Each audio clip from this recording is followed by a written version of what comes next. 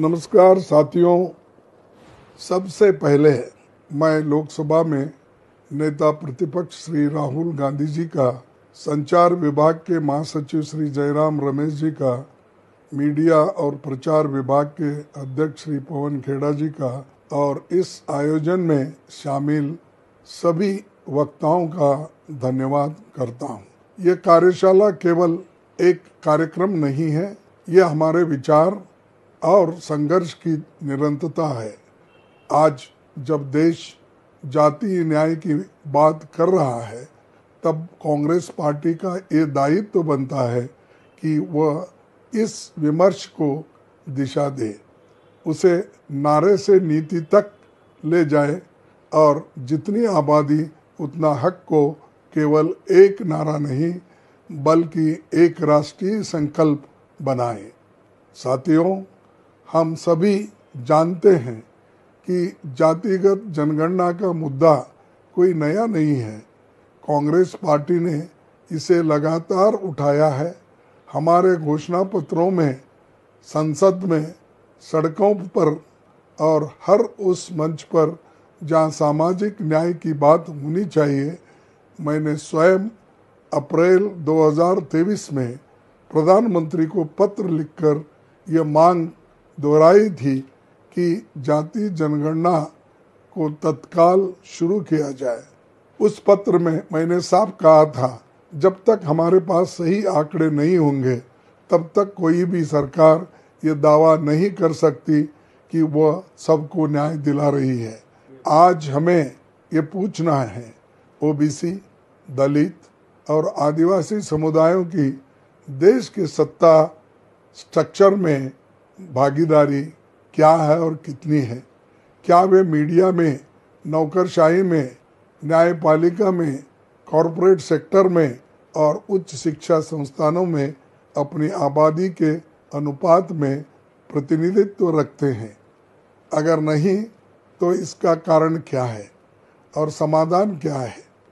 इसका समाधान है सच्चाई को सामने लाना, आंकड़ों को सार्वजनिक करना और फिर नीतियों का पुनर्निर्माण करना।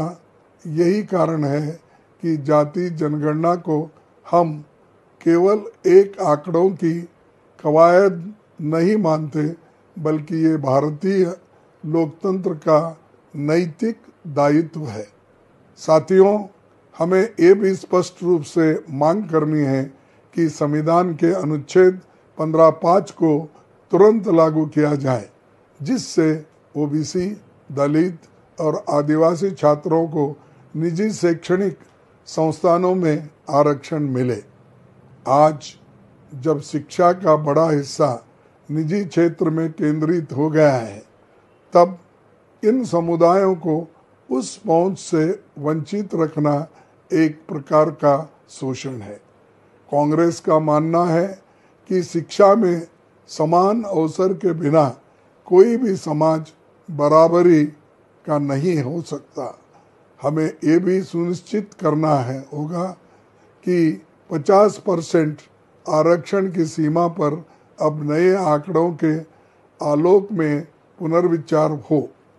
जब सामाजिक वास्तविकताएं बदल चुकी है और आंकड़े नई तस्वीर पेश कर रहे हैं, तो हमारी नीतियों में भी उसी अनुरूप परिवर्तन होना चाहिए।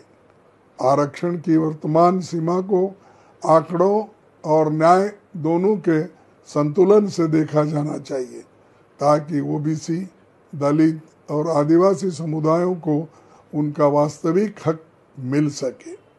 तेलंगाना में जो जाति सर्वेक्षण हुआ, उसने एक मॉडल प्रस्तुत किया जिसमें समाज विशेषज्ञ और सरकार सभी की भागीदारी रही। हम चाहते हैं कि केंद्र सरकार भी ऐसा ही जनसंवादी और पारदर्शी मॉडल अपनाए। हम इस प्रक्रिया में सहयोग करने को तैयार हैं। साथियों, आप सभी हमारे पार्टी के प्रवक्ता हैं, हमारे विचारों की आवाज़ हैं। आज जब देश जाति जनगणना को लेकर जागरूक हो रहा है, तब ये हमारी जिम्मेदारी है कि हम तथ्यों के साथ, संवेदनशीलता के साथ और निडर होकर इस विषय को जनता के बीच ले जाना है। यह न केवल सामाजिक न्याय की लड़ाई है, बल्कि संविधान की आत्मा की रक्षा की लड़ाई है।